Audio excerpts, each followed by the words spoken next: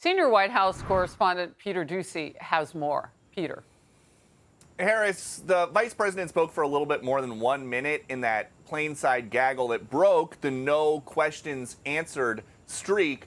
But there is no reason to think that her team might need to prep her quite a bit more before she talks for more than 60 or 70 seconds. Case in point, she apparently, according to the New York Times, told a group of uncommitted voters in Michigan that she is open to the idea of an arms embargo, stop shipping some U.S. arms to Israel, which her team immediately had to walk back. Her national security advisor, Phil Gordon, came right out to say VP has been clear she will always ensure Israel is able to defend itself against Iran and Iran-backed terrorist groups. She does not support an arms embargo on Israel. She will continue to work to protect civilians in Gaza and uphold international humanitarian law. But that's just not going to fly with uncommitted voters who seem to be of the opinion that they had moved the VP on this issue. This movement has always been about policy shift, about policy change, about saving Palestinian lives in the immediate. We want her to stop sending bombs to kill people we love. Vice President Harris, as she tries to establish herself as the top of the ticket, has been looking for places that she can distance herself from President Biden. Gaza policy is believed to be one of those places, but distance from President Biden is going to become a lot harder because next week she is going to be on the campaign trail with President Biden. Harris. Peter, thank you very much. I want to bring in now the power panel. Richard Fowler, Fox News contributor, and Matt Gorman, Targeted Victory executive, vice president, and former Tim Scott campaign advisor. Richard, I'm going to come to you first. When Harris's aides say that the fractured media landscape, and many in the legacy media, I would assume that's what they mean by media landscape, where trust in traditional news outlets has fallen, and that's why we haven't seen her in an interview. I mean, that would be like ABC, CBS, NBC. What does that even mean? And what, she's not going to sit for anybody then? Just TikTok? No, listen. I mean, that's what they said. As a member of the media, I do think it's important that she does sit down for an interview. And I do believe that she will likely do so. With that being said, in all fairness, I think it's worth pointing out that it's not like Kamala Harris was the candidate of 4 months ago or 5 months ago or even 6 months ago or even 3 weeks ago. Well, that's no one's fault but your party's. They coordinated her. Hold on a second. She was the candidate of last week, and there was a lot of things that had to happen between last week and this week and next week as we go towards the convention. And so I do think she'll sit down with the media, but I also think she has to talk to party officials. She has to get to all the battleground states. And in contrast, Donald Trump is going to Montana tonight, a state that's not even in contention. And what he says is he wants to help people down ticket win because he can, because he's ahead in those states. I'm just quoting him from his news conference that he gave for over an hour ago. But not by all the recent polls. But I do have a question about when you say when she became the the presumptive, now completely coronated by a vocal roll call, a digital roll call, now the Democratic nominee. When voters voted through the primary season, Matt, they thought they were getting Joe Biden. They got hurt. That's fine. That's how they want to handle it on their side. But then you can't complain when the media come calling and want to know what her policies are because she's been the last person in the room, the last woman in the room, as Biden has said, on every important issue during their administration when it counts for America. No, I mean, look, past is prologue. We saw this when she ran for president back in early 2019. She can handle the scripted environments where every variable around her is controlled. But when she gets into spontaneous scenarios, needs to think on her feet, that's when it doesn't get as, she gets back on her heels. It doesn't get as pretty for her. And so that is what this press conference that Trump did, was trying to draw her out. And look, for the next 80 some odd days, she's going to try and run the clock out. You know, the open secret here in Washington is that A, she's agreed to a very simple interview with a network, and that B, she's been talking to press off the record. And the idea is you feed them off the record content so they're less likely to want as many interviews from you. And so, look, she's going to try and run the clock with a compliant press corps that follows her around, and she might just do it. It's our job to keep holding her to account. Well, you know, it's interesting. Off the record for reporters is also off the record by definition with the public, because we can't repeat what's been said in those off the record conversations. It's a way to build relationships with people. And I would argue in many cases to find out who your friends are in the media. And who your enemies are if your enemies are those people who would ask you the tougher questions. None of that really serves the American public. They just have a straight up and down. It's broken now. Can you fix it?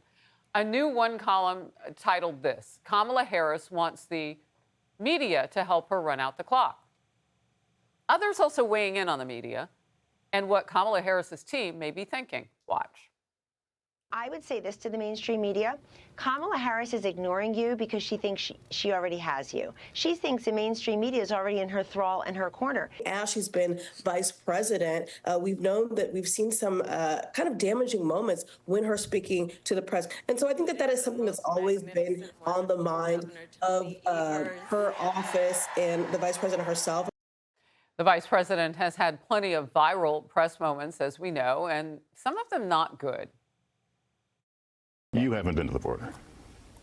And I haven't been to Europe. And I don't understand the point that you're making. This is just an extraordinary testament to the importance of having a president who understands the power of diplomacy and understands the strength that rests in understanding the significance of diplomacy. We need you to be Kamala of the country.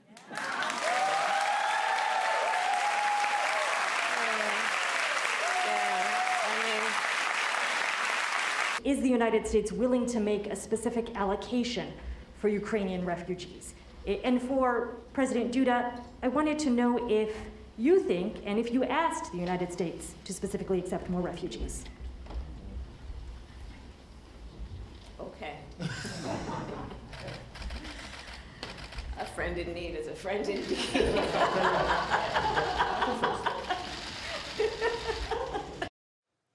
First question was for her. It was quite clear the second was for him. She goes first. Who needs a friend, Richard? Kamala?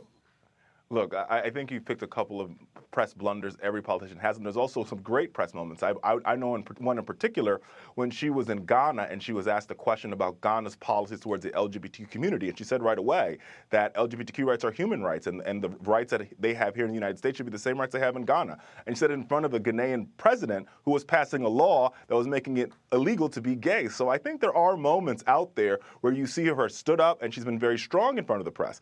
And once again, I think you'll see more moments like that at the debate with ABC. And as this campaign continues, I think right now, like I said, I think she's trying to get her campaign together. She's trying to meet delegates. She's trying to meet the voters. She's trying to get to all the battleground states. But I do think she will do an interview. Ghana is a beautiful country filled with just wonderful people. We need for her to take questions with a different country that ends in A. Yeah, but America. the clip you showed there was from the clip you showed there was in Warsaw. So I'm just pointing out a clip on the foreign not all stage of it. where the last clip was from Warsaw. I'm telling you, when she was in Ghana, she answered. Okay, but watch the entire thing. And if you'd given some other example besides the one country you did, and maybe one in our own nation, as we did in our montage, sure. I mean, I could also then I could give understand you the interview pushback. she did but with I Matt don't Carter. right now, and I'm going to move on. She did an interview with Matt Carter. The She did an interview with Sherry clamor for Shepherd. Kamala Harris to answer real questions is actually getting louder. In the media, the traditional media space that her team says that they don't trust, Wall Street Journal columnist Kimberly Strausel's piece titled "Choose Your Own Kamala" as an excerpt. Who exactly is the woman aspiring to be the world's most powerful person? That's the beauty of the Kamala Harris campaign. Who knows? The Democratic nominee has already become the political equivalent of the Choose Your Own Adventure books. The Journal's editorial board with Kamala Harris puts it this way: mystery commander-in-chief. Quote, she is all but telling Americans that they'll have to elect her to find out what she really believes, as she ducks interviews and the media give her a free ride. This is bad enough on domestic issues, but on foreign policy, it could be perilous. Matt, I come to you. So the ducking, Richard has the point that he makes that it hasn't been that long since she's been the nominee, but we've known her for an entire presidency and vice presidency with the most important issues in our lives, like our sovereignty, our nation's sovereignty at the border. I mean, the press follows her around to every event. It's not like she needs to, 2-week notice to do an interview. She could do an interview. And also, I'll say this too, that an interview, singular, is the bare minimum. Because what's going to happen is she's going to give an interview and do, 8 minutes, and then the media will be like, okay, great, we did it, thank you. There needs to be consistent media interactions here, answering questions, because as you talk about, she's changed her position on everything from buying back guns to decriminalizing illegal immigration to fracking. She's not had to address none of it. She has an anonymous aide talk to the press, say she's reversed her positions, and the press leaves it at that. There needs to be many questions about how she came to change her positions on a host of issues that she took when she ran for president just 4 years ago. Gentlemen, great debate. I appreciate your time. See you next time. Thank you both. Good to see you, Harris. Hey everyone, I'm Emily Campagno. Catch me and my co-hosts Harris Faulkner and Kaylee McEnany on Outnumbered every weekday at 12 p.m. Eastern, or set your DVR. Also, don't forget to subscribe to the Fox News YouTube page for daily highlights.